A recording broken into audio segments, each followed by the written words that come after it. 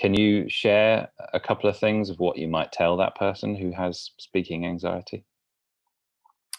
Yeah, for sure. So it takes all different forms. There are a couple common symptoms that many people feel, and that like sweating, dry mouth, hyperventilating, or quickness of breath.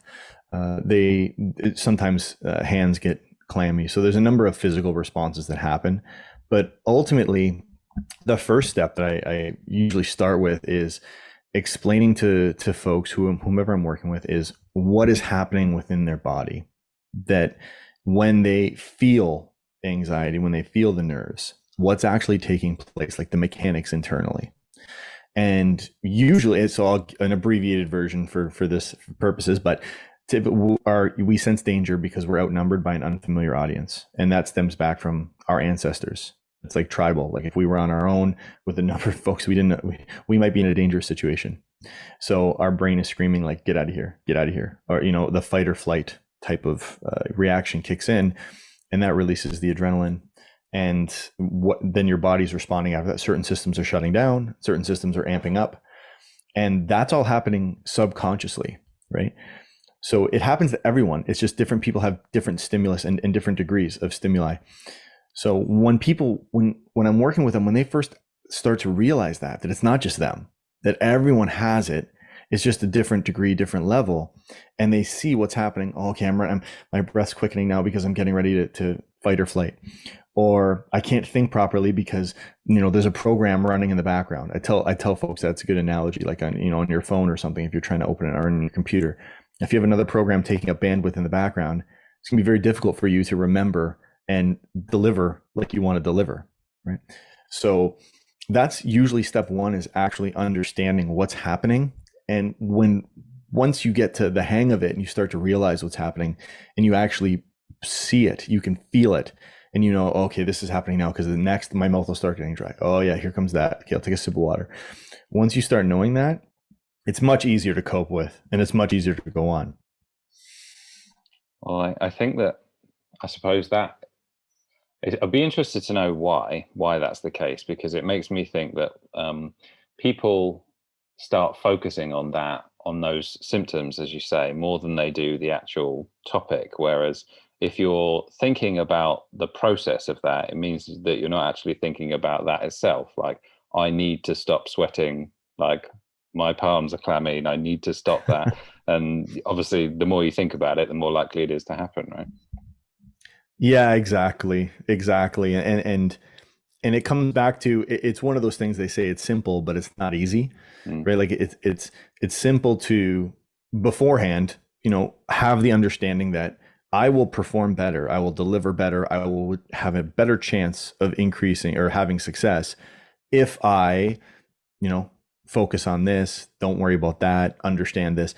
But then when you step up in front of people and it starts happening, it gets difficult to cope with. I think I said this on our last recording, but Mike Tyson, the famous boxer, had an expression. He says, everyone has a plan until they get punched in the face. And that's exactly what happens with speaking anxiety. It's like you have a plan. I'm going to go up there. I'm not going to worry about what anyone's thinking. I'm just going to deliver, and I'm going to focus on these. And then when you get up there, it's a different story, right? Like then your body is kind of acting in parallel with, it's separate from you.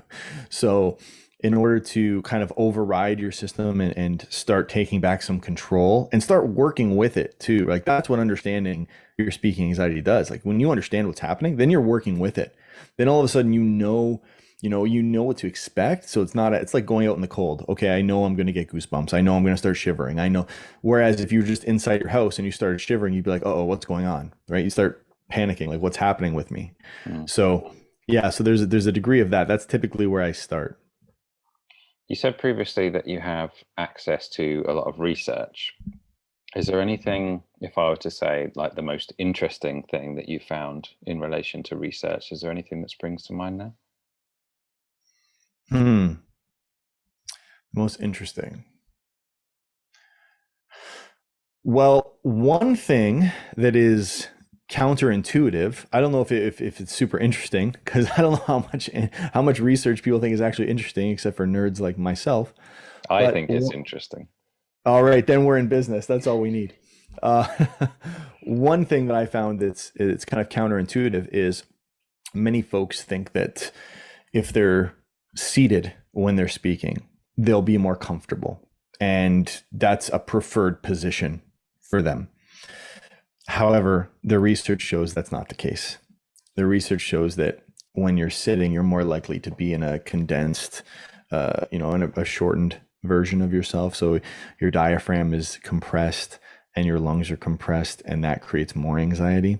And then you're not, they think that if I'm on the same level, or, if I'm seated, because usually when I'm seated at home, I'm comfortable. So if I'm seated in a meeting, I might be comfortable. But actually, you feel like you're a little bit more, you're more likely to feel like you're under attack, or that you're more vulnerable and you don't have all of your facilities. Whereas if you're standing up straight and your lungs are opening up, you can take in more oxygen, you're projecting better, your blood flow is better, you're functioning more, more optimally. So that's one piece of advice, one piece of research out there for listeners. Stand up if you can, it's better for you. Well, coming back to what you said about lots of, let's say, multiple people who you don't know, who you could potentially be under attack, or whatever that was that you said. If you're sitting, then it's going to be a little bit more intimidating than standing, as you say. I just thought human beings are so weird, aren't they, in that way? Yeah, exactly. Yeah, in that scenario, just to be clear, I'm not suggesting you're going to get attacked at your next speaking conference, but that's where that ingrained fear comes from, human evolution. And anything that you found that was completely opposite to what you thought it would be? So you had a particular conclusion, or a premise, if you like, and the research suggests that it was the opposite. Anything that springs to mind there?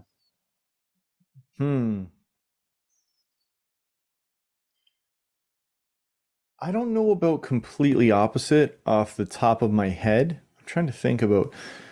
There's a couple points that the research has changed on over the years. So initially, they said that some early research, and by early I mean in the 60s and 70s, it said that if you have open hands, open palms, it's a sign of, no tools, no weapons. It's more welcoming versus, your hands in your pockets and your hands behind your back, which that holds up. But one thing it did say is the research said that it's better basically to have empty hands than to, say, be holding a pointer or a pen or a remote for your PowerPoint or for your presentation. And over the years, we found out that it's actually not like holding something it releases, if you're holding anything in your hand, if it's a pointer or a pen, what happens is it releases oxytocin in your blood, which helps calm you down, which helps you deliver better. As far as the audience is concerned, as long as it's something that's reasonable, for example, a pointer or a pen, then it goes unnoticed largely from their account. So that's one thing. Not holding like a baseball bat or something like that. Yeah, probably wouldn't be good to hold a knife or something. That might raise some eyebrows just for listeners out there. But yeah, if you go in holding a pen or holding something like that's completely fine. You don't fiddle with it, don't flip it around. But as long as you're holding it, that's okay.